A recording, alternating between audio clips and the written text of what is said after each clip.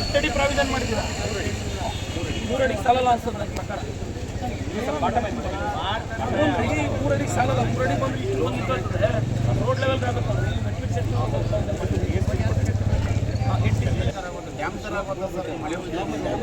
ಅದಕ್ಕೆ ಹೇಳ್ತಾ ಇರೋದ ನಾನು ನೋಡಿದ್ದೆ ರೋಡ್ನ.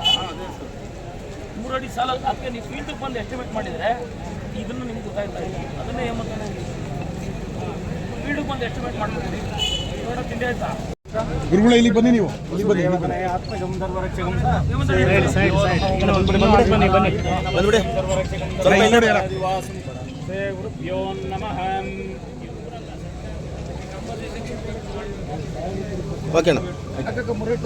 ಗುರುಗಳೇ ಹೋಗ್ಬಿಡಿ.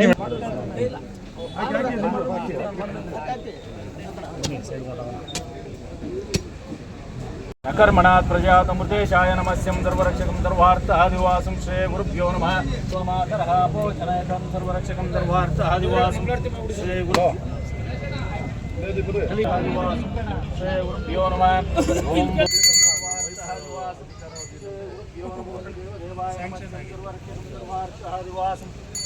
ಸರ್ವಾರ್ಥಾದಿವಾಸಂ ಅತಃ ಮಹನೀಯಂ ಚಕ್ರವರ್ತಿತನೂಜಾಯ ಸಾರ್ವಭೌಮಾಯ ಮಂಗಳಂ.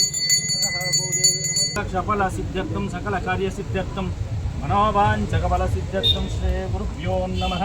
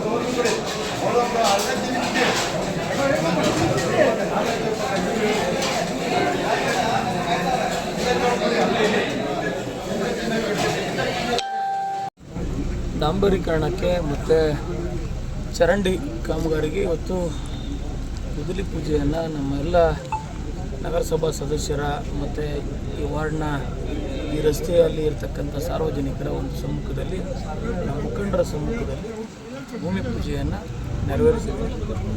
ಭೂಮಿ ಪೂಜೆಯನ್ನು ನೆರವೇರಿಸಿದ ಜೊತೆಗೆ ಈ ರಸ್ತೆಯನ್ನು ಪ್ರಾರಂಭದಿಂದ ಕೊನೆ ತುದಿವರೆಗೂ ನಾನೇ ವಿಸಿಟನ್ನು ಮಾಡಿ ಪ್ರಾಕ್ಟಿಕಲಾಗಿ ಇಲ್ಲಿ ಏನು ಅವಶ್ಯಕತೆ ಐತೆ ಅಂತಕ್ಕಂಥದ್ದನ್ನು ನಾನು ಭಾಳ ಹತ್ತಿರದಿಂದ ಸೂಕ್ಷ್ಮವಾಗಿ ಗಮನಿಸಿದ್ದೇನೆ. ಹಿಂದೆ 44 ಲಕ್ಷದ ಅನುದಾನ ಇದಕ್ಕೆ ಮೀಸಲಾಗಿತ್ತು. ಆ ಅನುದಾನದಲ್ಲಿ ಒಂದು ಕಡೆ ಚರಂಡಿ ಮತ್ತು ರಸ್ತೆ ಮಾತ್ರ, ಒಂದು ಮುಕ್ಕಾಲು ಭಾಗ ರಸ್ತೆ ಮಾತ್ರ ಸೇರಿತ್ತು. ಇನ್ನೂ ಅನುದಾನದ ಕೊರತೆ ಇತ್ತು. ನಾನೇ ಖುದ್ದು ಭೇಟಿ ನೀಡಿ ಸ್ಥಳ ಪರಿಶೀಲನೆ ಮಾಡಿದ್ರಿಂದ ಇನ್ನೂ 50ರಿಂದ 60 ಲಕ್ಷ ಹೆಚ್ಚುವರಿ ಆಗಬೇಕು ಅಂತ ಇಂಜಿನಿಯರ್ಸ್ ನನಗೆ ಬೇಡಿಕೆಯನ್ನಿಟ್ಟರು. ನಾನು ಬೇರೆ ಸರ್ಕಾರದ ಅನುದಾನವನ್ನು ನಗರಸಭೆಗೆ ಅತ್ಯಂತ ಶೀಘ್ರದಲ್ಲಿ ಯಾವುದೋ ಅನುದಾನನ ಸ್ವಲ್ಪ ಒದಗಿಸಿ ನಾನು ನಗರಸಭೆಗೆ ಕೊಟ್ಟಿದ್ದೀನಿ.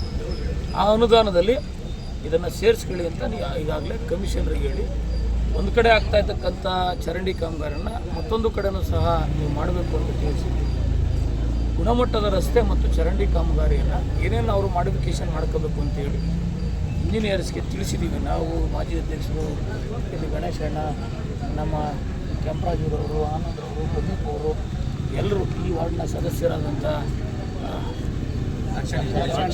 ದಾಕ್ಷಾಯಣಿಯರವರು ಎಲ್ಲರೂ ಸಹ ಕಾಲ್ನಡಿಗೆಯಲ್ಲಿ ನಡೆದು ಇಲ್ಲಿನ ಸಮಸ್ಯೆಯನ್ನು ಗಮನಿಸಿದ್ದೀವಿ.